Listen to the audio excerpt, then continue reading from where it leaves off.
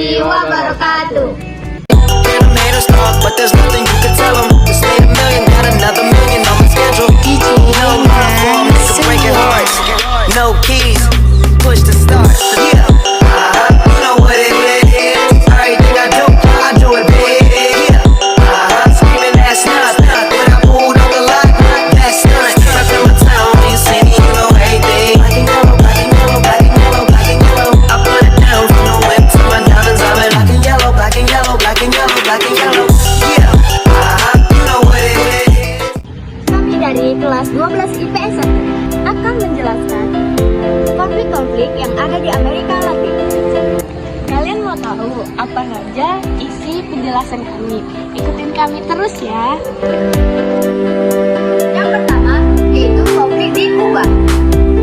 Konflik ini memiliki akar sejarah yang berawal pada tahun 1961 ketika Amerika Serikat melakukan invasi Teluk Bali upaya untuk menggulingkan pemerintahan Fidel Castro. Nah, mengapa Amerika Serikat tidak menginginkan Fidel Castro memerintah Kuba? Alasannya karena Fidel Castro ini menerapkan sistem komunis dan mendekatkan negaranya ke Uni Soviet. Tentu saja kan hal ini membuat terjadinya perang dingin antara negara Uni Soviet dan Amerika Serikat. Oh, jadi begitu. Nah, pasti kalian pernah mendengar cerita tentang perang dingin ini, bukan? Singkat cerita, perang dingin ini terjadi karena memiliki perbedaan ideologi. Amerika Serikat dengan ideologi liberalisme, sedangkan Uni Soviet dengan ideologi komunisme. Kedua negara ini sama-sama menginginkan menyebarkan ideologinya. Tak lama kemudian, Uni Soviet mulai menempatkan pasukan militer Uni Soviet di Kuba dan juga rudal nuklir. Nah, rudal-rudal tersebut terdiri dari rudal jarak menengah hingga rudal jarak jauh yang bertempat di berbagai lokasi sekitar Kuba. Kemudian pada tanggal 14 Oktober 1962, pesawat mata-mata U-2 Amerika Serikat memotret sejumlah rudal balistik di Kuba yang sedang dibangun. Amerika Serikat yang mengetahui hal tersebut pun mulai membentuk pasukan militer di Florida yang siap menyerang Kuba apabila diperlukan. Di hari berikutnya, tepat pada tanggal 23 Oktober, Khrushchev menyatakan bahwa ia menolak permintaan John F. Kennedy untuk menarik rudal-rudalnya. Di saat yang bersamaan, kapal-kapal Amerika Serikat sudah bergerak menuju perairan Kuba. Di sisi lain, kapal selam Uni Soviet pun juga sudah mulai bergerak menuju Kuba. Lalu, pada tanggal 24 Oktober, Khrushchev pun marah dan menuduh John F. Kennedy telah mengancam Uni Soviet. Pada tanggal 27 Oktober 1962, Bayer Rudolph Anderson merupakan pilot U-2 Amerika Serikat dibunuh dan ditembak jatuh di atas Kuba. Meski begitu, John F. Kennedy menyimpulkan bahwa Khrushchev tidak mungkin memberikan perintah untuk menembak jatuh pesawat Rudolph Anderson. Lalu, di malam harinya, Jaksa Agung Amerika Serikat Robert Kennedy untuk bertemu dengan Duta Besar Uni Soviet Anatoly Dobrynin untuk membahas krisis misil Kuba. Hasil pertemuan tersebut pun menemui titik terang.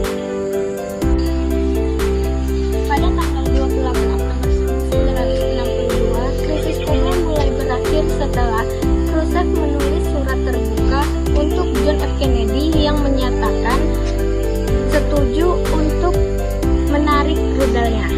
Namun, dengan syarat Amerika Serikat tidak akan menyerang Kuba dan berjanji akan menarik rudalnya dari Kuba. Kedua, yaitu konflik di Malvinas. Perang Malvinas merupakan perang antara Argentina dan Inggris dalam perebutan wilayah Kepulauan Malvinas. Perang Malvinas berawal dari klaim Argentina terhadap wilayah Malvinas. Klaim dilakukan Argentina pada Malvinas didasarkan pada kedekatan geografis dan budaya. Argentina menganggap bahwa Malvinas adalah bekas wilayah Spanyol yang gagal dinasionalisasi pada tahun 1916. Selain faktor nasionalisme dan tanpa teritorial, ada juga loh sumber daya alam di sekitar Kepulauan Malvinas, minyak dan perikanan yang meningkatkan ketegangan antara kedua negara.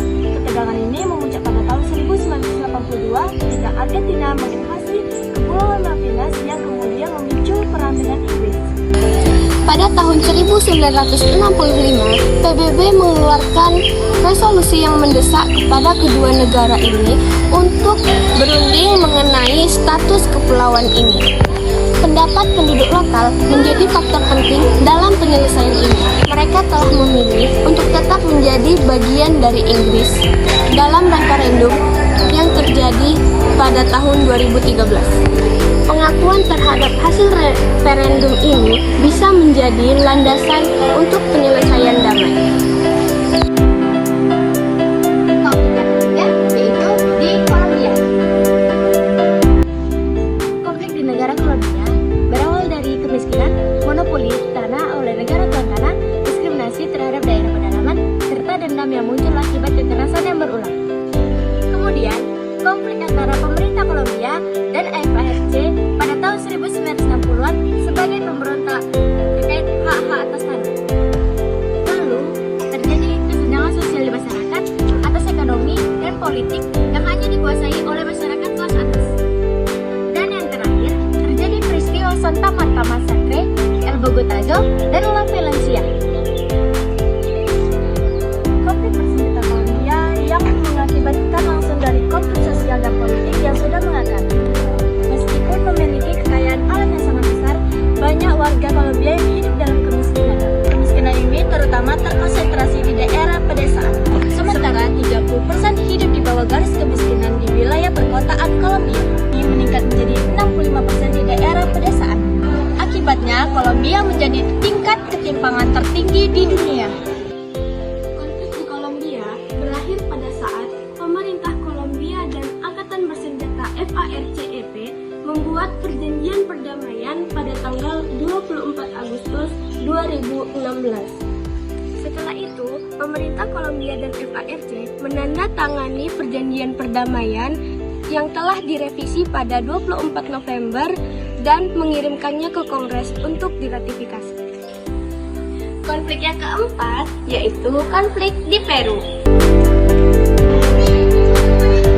Peru merupakan salah satu di Amerika Latin yang berbatasan dengan Ekuador dan Kolombia di sebelah utara, serta Brazil di sebelah timur. Pembangunan yang tidak merata, kemiskinan, dan lebarnya kesenjangan sosial mengakibatkan munculnya kelompok-kelompok pemberontak yang tidak puas dengan pemerintah dan menginginkan keadilan. Salah satu kelompok pemberontak paling disegani di Peru adalah Partido Comunista de Peru, Sendero Luminoso atau PCPSL, Partai Komunis Peru, Jalan Bersinar. Sendero Luminoso merupakan kelompok pemberontak yang dipimpin oleh Abimael Guzman. Aksi-aksi Sendero Luminoso menjadi kelompok yang dikenal secara luas dan sukses mengembangkan kelompoknya dan memperlebar wilayah kekuasaannya. Pada tahun 1982, Cenderung Luminoso melakukan serangan berskala besar terhadap pos polisi penjara maupun kantor-kantor perusahaan di kota Peru.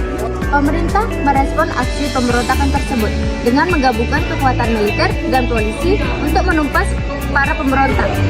Pemerintah Peru mencoba mendekati dan bekerjasama dengan penduduk untuk menyediakan informasi tentang pergerakan Sendero Luminoso. Langkah pemerintah ini direspon positif oleh penduduk dan mereka semakin kooperatif dengan aparat dalam menumpas pemberontak. Tahun 1990, Peru dipimpin oleh presiden baru yaitu Presiden Alberto Fujimori. Presiden Alberto Fujimori melakukan perubahan radikal untuk mengembalikan identitas di Peru. Bahkan sejak kepemimpinannya, Peru seakan menjadi negara diktator. Anda ingin sukses? Anda ingin maju? Anda ingin berhasil? Ya, jangan menyerah. Tekun, giat, semangat. Seperti saya ini, nih hasilnya. Kelapa. Anda ingin berusaha? Ayo dong. Konflik yang kelima yaitu konflik di Venezuela, Kolombia. Venezuela merupakan salah satu negara di Amerika Latin yang beribu kota di Caracas. Dalam dekade 1974, Venezuela telah menjalin hubungan baik dengan Amerika Serikat dalam hal perekonomian, sehingga Venezuela menganut kebijakan ekonomi liberal kapitalis. pada masa ini muncul perbedaan kelas yang mencolok antara si kaya, kaum bertulis, dan si miskin, kaum proletar di Venezuela, sehingga juga mempengaruhi stabilitas sosial, ekonomi, dan politik di negara tersebut. Pada tahun 1998, wajah Venezuela berubah setelah presiden terpilih baru, yaitu Hugo Chavez yang menggalaukan revolusi Bolivarian. Langkah awal, Presiden Chavez menentang liberalisme dengan melakukan nasionalisasi terhadap perusahaan-perusahaan swasta yang memiliki saham terbesar di bidang perminyakan. Pemerintah juga menetapkan kebijakan luar negeri yang memiliki visi untuk mengintegrasi kawasan Amerika Latin dan Caribe yang mewujudkan dengan memberikan dukungan tertutup kepada FARC di Kolombia. Presiden Venezuela dan Presiden Kolombia telah menyepakati untuk memperbaiki hubungan diplomatik kedua negara.